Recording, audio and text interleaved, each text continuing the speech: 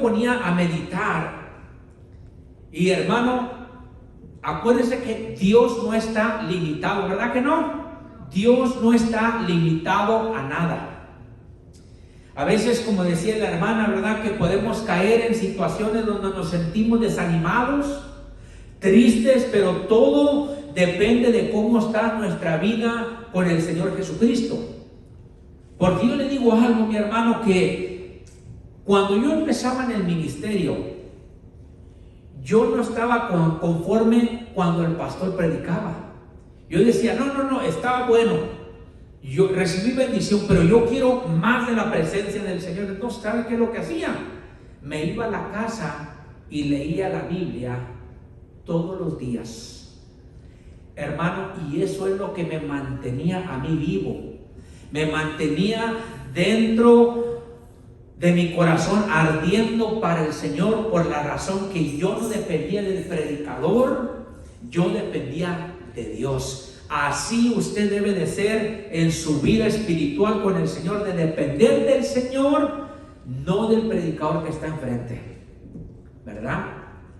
Yo entiendo que todos queremos recibir bendición porque para eso venimos, ¿verdad? Pero la bendición más grande usted la va a encontrar cuando usted esté a tiempo, a solas con el Señor.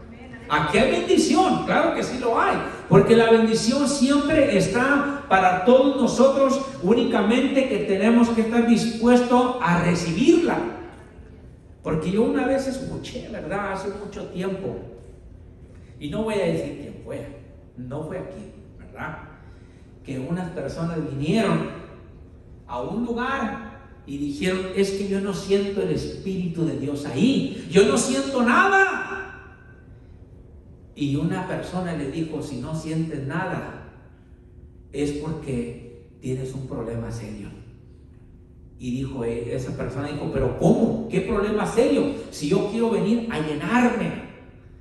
Y le dijo la persona, la llenura empieza desde la casa. De ahí empieza, no empieza cuando vengamos acá, sino que nuestra mente y nuestro corazón tiene que estar preparado para que cuando vengamos aquí, hermano, vengamos apasionados para alabar, glorificar, y nuestros corazones estén preparados para escuchar la palabra del Señor.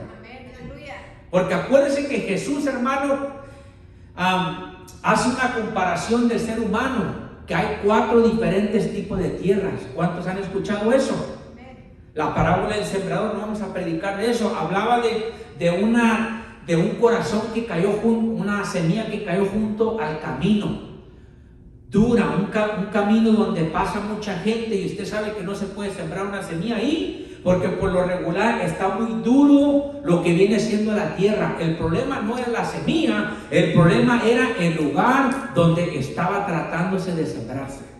Entonces no podía. La Biblia dice que vinieron las aves del cielo, ¿verdad?, y comieron la semilla, hermano, y no hubo bendición.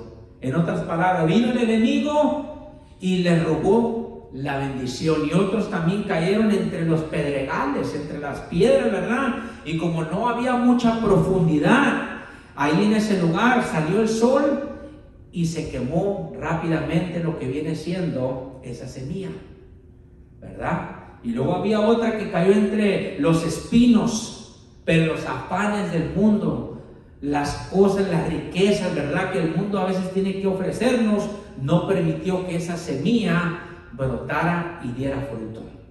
Pero dice la Biblia que cayó una en buena tierra, y esa produjo a 30, a 60 y a 100 por uno. Esa es la tierra que usted y yo necesitamos que hacer. La tierra, hermano, que la semilla que cae en buena tierra. Y nos podemos decir en esta tarde cómo está la tierra de nuestro corazón. ¿Está dura?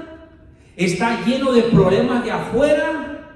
¿O está lista para recibir lo que viene siendo la palabra del Señor? Así que bien interesante. Y créanmelo que para Dios no hay nada imposible. ¿A cuánto le gustan los mensajes avivados? Levante su mano. Porque esto es bueno saber, ¿verdad? Aunque el Espíritu Santo es el que hace la obra. ¿A cuánto le gustan los mensajes avivados? Levante la mano. Donde se grita, donde se levanta y donde usted sabe. ¿A cuánto le gusta más el mensaje más comunicativo, o sea, más enseñanza de la palabra del Señor. Amén, hermano. Pues déjeme decirle, hermano, que a mí me gustan todos, ¿verdad? Pero en realidad a mí me gusta más todavía el aprendizaje, porque Jesús era un maestro de excelencia, que cuando él predicaba, hermano, no necesitaba que hacer demasiado ruido, pero cómo tocaba los corazones de las personas, hermano, y cómo impactaba la vida de los demás. Juan el Bautista era un predicador de esos que gritaba fuerte, que les decía: arrepentidos, porque el reino de los cielos se ha acercado. Y Jesucristo, hermano, era un predicador con poder y con autoridad, pero también que se dirigía más con enseñanza. Y dice que, hermano, enseñaba como quien tiene autoridad, y no como los escribas y los fariseos. Porque yo siempre les digo, mis hermanos, es bueno estar avivados, hay que también cambiarle, porque no siempre va a ser la misma forma. A veces sí, el Espíritu Santo nos mueve a querer levantar, ¿verdad?, de predicar un mensaje de fuego, de avivamiento, pero a veces también lo que hoy en día le hace falta a la iglesia también es aprender más de la palabra del Señor, para que nos podamos levantar, mi hermano, porque entre más conocimiento usted recibe de la palabra del Señor, más lo va a poder compartir con aquellos que todavía no conocen a Jesús.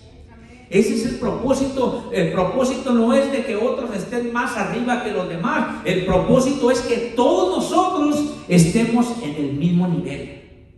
Porque esa es la iglesia. La iglesia tiene que estar en el mismo nivel, y se va a llevar tiempo, se va a llevar años. Hay personas que tienen apenas 4 años en el ministerio, podríamos decir, o 2 años, pero están bien apasionados en las cosas del Señor. Y hay otra persona que puede tener 20 años, y la persona que tiene pocos años ya ha superado a la persona que tiene 20 años. Por lo mismo, hermano, porque no se trata de los años, se trata del compromiso que uno tiene con el Señor. ¿Y qué es lo que pasa? Que después viene otro que apenas va empezando y tiene ganas de trabajar, de aprender de la palabra, de querer cantar, de poder adorar a Dios, de poder hacer algo para el Señor. Y otra persona que tiene mucho tiempo empieza a criticarlo. ¿Usted cree que eso está bien? No, hermano, al contrario, eso es un ejemplo que nos están dando, que los que van empezando tienen ese fuego, tienen ese deseo. Entonces hay que animarlos, ¿verdad? Porque ese es el propósito de Dios, que nos levantemos los unos a los otros, que nos animemos los unos a los otros. Ese es el propósito de Dios. Pero vamos a comenzar ya.